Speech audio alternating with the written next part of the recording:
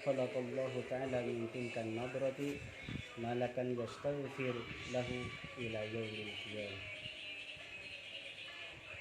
Wa qala lan dawu sapa Nabi Muhammad, wa qala lan dawu sapa Nabi Muhammad sallallahu alaihi wasallam, muga-muga paring rahmat Allahu sapa Allah alaihi ngatas Nabi Muhammad wa salam lan muga-muga paring keselamatan sapa Allah ing Nabi Muhammad. Man utawi sapa ni wong nadhara iku ningali sapa man ila wajhil alimi maring wajahi wong kang alim. Ila wajhil alimi maring wajahi wong kang alim. Nadrotan kalawan pandangan. Nadrotan kalawan pandangan. Fafarihah nuli bungah sapa man. Fafarihah nuli bungah sapa man biha kalawan nadra.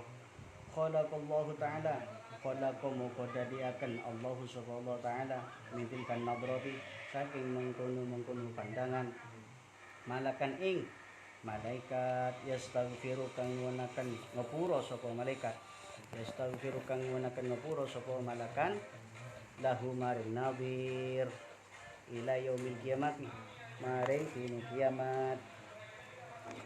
Jadi masih kemuliaan menjelaskan keutamaan orang alim dan ilmu.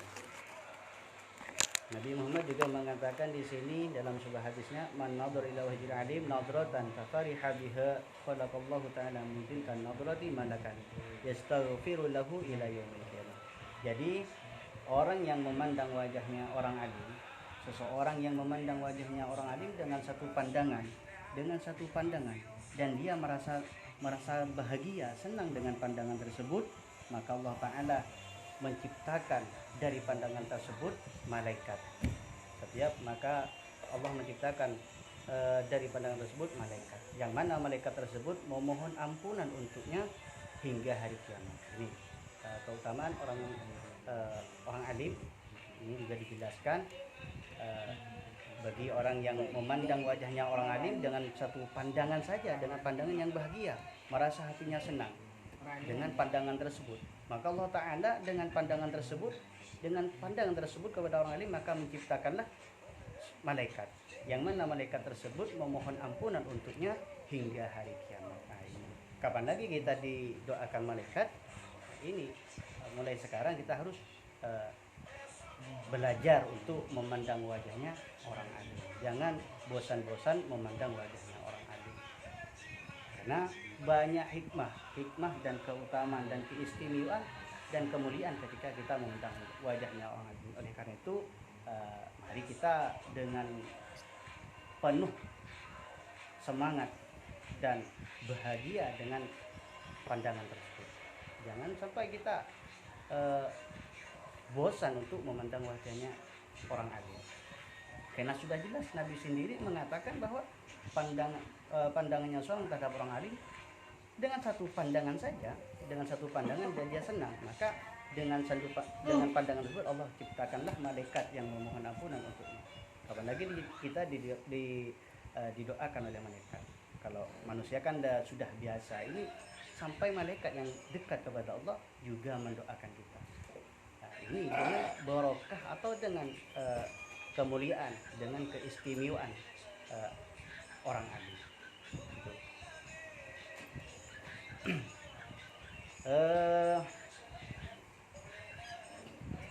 Kemudian Nabi juga mengatakan waqala Nabi SAW, man akrama aliman faqad akramani wa man akramani faqad akramallah.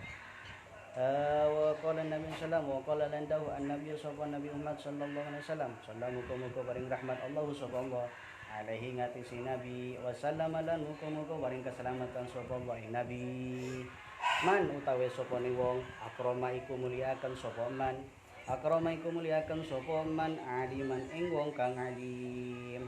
Faqad akramani moko teman-teman muliakan sapa man ni ingsun. Waman utawi sapa ni wong akramani iku muliakan sapa man ni ingsun, faqad akramallah.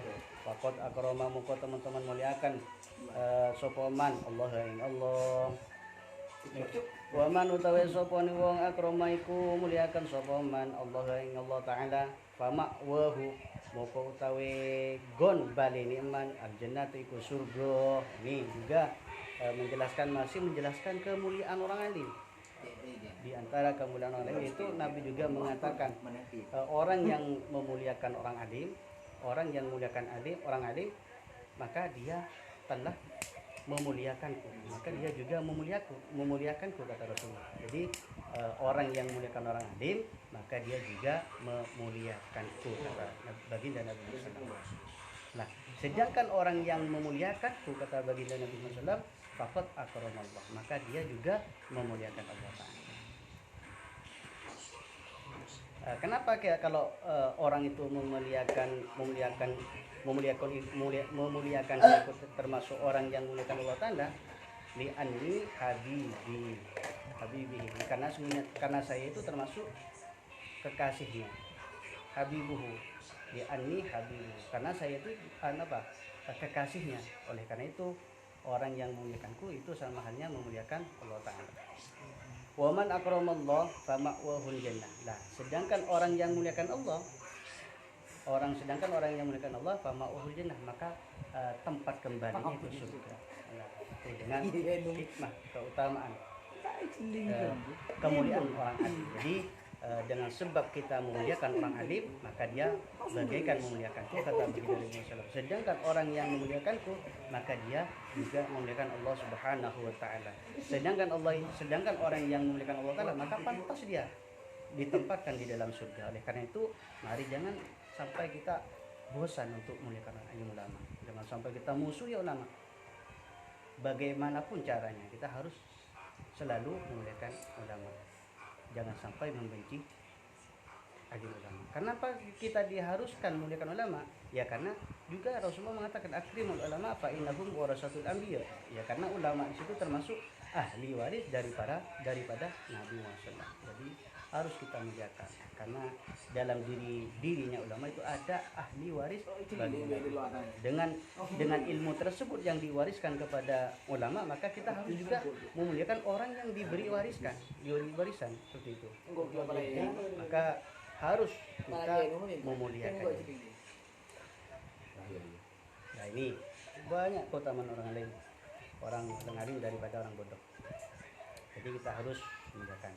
Wa qala an-nabiy sallallahu wa qala lan dawan nabiy sallallahu alaihi wasallam sallallahu paring rahmat Allah sallallahu alaihi ngatas Nabi Muhammad wa sallallahu paring keselamatan sallallahu nabi naumul alim utawi turuni wong kang alim afdalu iku luwih utama min ibadatil jahil ketimbang ibadah wong kang bodoh. Nah, ini juga orang alim walaupun tidur itu mempunyai keutamaan daripada orang-orang yang orang bodoh yang ahli ibadah seperti itu. Jadi orang alim, tidurnya orang alim itu masih lebih utama daripada ibadahnya orang bodoh. Kenapa ya?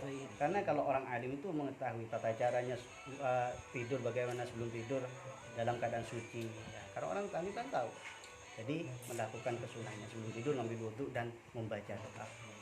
Dan baca doa dan juga dia niatkan untuk agar tidak melakukan maksiat. Nah, itu dia dengan cara tidur dia bisa meninggalkan maksiat. Itu juga tirakat. Tidur itu juga tirakat. Nah, jadi dengan cara tidur kita itu bisa menghindar dari riba, seperti ya perbuatan maksiat yang tidak diridhoi Allah Taala. Jadi juga jangan salahkan orang kalau ada orang yang selalu tidur, jangan salahkan.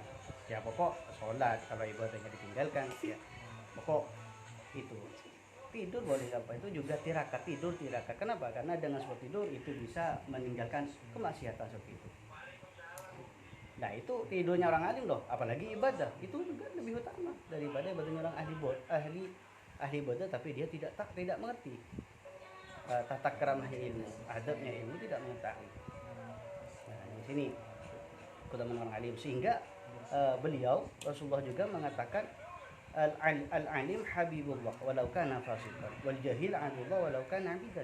Jadi memperjelas bahwa orang alim itu termasuk kekasihnya Allah walaupun dia fasik.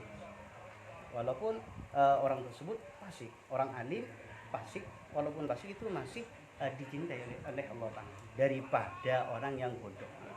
Kalau orang yang bodoh dia walaupun dia ahli bodoh tapi ahli bodoh karena dia tidak mengetahui tentang masalah ibadah. Ini yang batal dianggap tidak batal, sedangkan haram dianggap boleh. Itu orang bodoh namanya. Jadi oleh karena itu orang yang bodoh itu termasuk musuhnya Allah, walaupun dia ahli bodoh. Ahli bodoh sudah malam tahajud, duha, semua ibadah dikerjakan, tapi dia bodoh, tidak mengetahui syariat Islam, itu dianggap musuhnya Allah. Beda halnya dengan orang alim walaupun fasik itu masih dikatakan kekasihnya Allah. Nah, juga diceritakan, ada sebuah cerita dari sebagian manusia mengatakan ingin mengetahui, karena masih bagaimana ini, apakah orang alim yang fasik itu kok bisa lebih utama daripada orang yang ahli bodoh tapi dia bodoh? Kan dia melakukan kefasikan, sedangkan orang ahli bodoh tidak, tapi dia cuma bodoh ini. Kemudian ini karena ingin tahu, maka ada seorang keluar dari rumahnya dan mendatangi tempat ibadahnya orang yang bodoh tersebut. Mendatangi ingin tahu siapa yang paling mulia, apakah orang bodoh yang ahli bodoh apa orang alim yang fasik. Nah, kemudian dijelaskan ingin tahu maka dia mendatangi tempat orang yang ahli bodoh yang sedang melakukan ibadah, dan orang tersebut mengatakan, faqala ya abdi qabiltu da'wataka. Nah, kemudian orang itu tersebut mengatakan, wahai hambaku, orang tersebut mengatakan, wahai hambaku, saya telah menerima doamu saya telah terima, dan engkau telah diampuni dosa-dosanya, maka tinggalkanlah ibadah, enggak usah melakukan ibadah, istirahatlah, enggak usah ibadah, kata orang tersebut, karena ingin mengetahui. Dia menipu orang tersebut, ingin tahu. Kemudian ketika mendatangi, ya seperti itu, mendatangi hamba tersebut, orang tersebut mengatakan, wahai hambaku, saya telah menerima doamu dan saya telah mengampuni dosa-dosamu, dan maka tinggalkanlah ibadah, enggak usah ibadah, istirahat. Itu. Maka orang bodoh tersebut mengatakan, wahai Tuhanku, wahai Tuhan, sungguhnya ini yang saya harapkan. Saya telah memujimu, saya telah bersyukur kepadamu, saya telah beribadah, selalu melakukan ibadah kepadamu. Nah, dari situ saya ingin istirahat, saya ingin, ini yang saya inginkan, saya ingin istirahat, enggak usah melakukan ibadah. Karena itu sudah tahu ternyata orang bodoh seperti ini. Kemudian karena sudah mengetahui karakter orang bodoh, kemudian orang tersebut mendatangi orang alim, ingin mengetahui ingin mengetahui bagaimana itu orang alim kok bisa lebih mulia daripada orang ahli bodoh walaupun dia fasik. Maka kemudian mendatangi orang alim ingin mengetahui mereka, dan dia mendatangi, wahai hambaku, kemudian saya adalah Tuhanmu, kata orang tersebut, mendatangi orang alim dan mengatakan, sedangkan orang alim tersebut dia sedang meminum khamar. Dengan apa? Ketika dia minum khamar, orang alim tersebut, kemudian datanglah seorang, wahai hambaku, saya adalah Tuhanmu, saya takutlah kepadaku. Kata orang tersebut mengatakan kepada orang alim, takutlah kepadaku, saya adalah Tuhanmu, saya yang telah menutupi dosa-dosamu, saya yang menghapus terhadap dosa-dosamu. Oleh karena itu, wa anta la tastahi, dan sedangkan engkau tidak malu terhadapku, maka sungguhnya saya itu ingin membunuhmu. Kata orang tersebut, saya ingin membunuhmu karena dia minum khamr, maka dia mengatakan saya ingin membunuh. Maka orang apa jawaban orang alim? Maka orang alim tersebut langsung mencabut pedang, maka orang tersebut lari. Kemudian orang alim tersebut mengatakan, wahai orang yang dilaknat, wahai orang yang terlaknat, engkau tidak tahu terhadap Tuhan, sedangkan saya itu lebih tahu daripada itu. Kalau orang alim tahu bedanya dengan orang yang bodoh, kenal terhadap Tuhannya, daripada orang yang bodoh. Kalau orang bodoh kan masih tidak kenal. Yang boleh kalau orang bodoh itu yang membatalkan sholat dianggap tidak membatalkan, yang sah dianggap tidak sah, yang haram dianggap boleh, yang boleh dianggap haram. Itu kalau orang bodoh tidak mengetahui, tidak mengerti hukum-hukum syariat. Betul. Sehingga orang alim itu masih lebih unggul daripada orang yang ahli ibadah dan dia bodoh.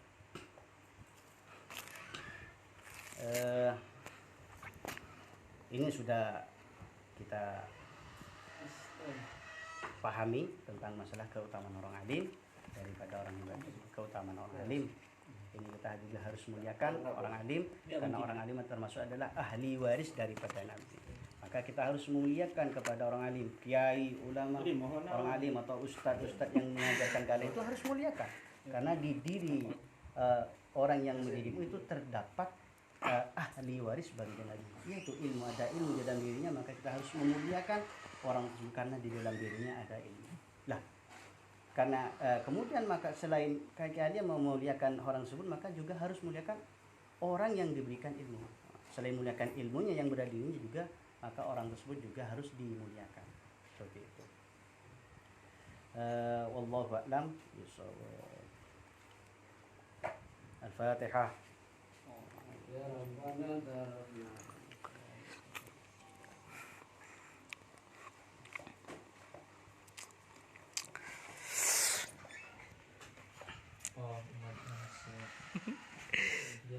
Lamare. Nah, dia setengah jam.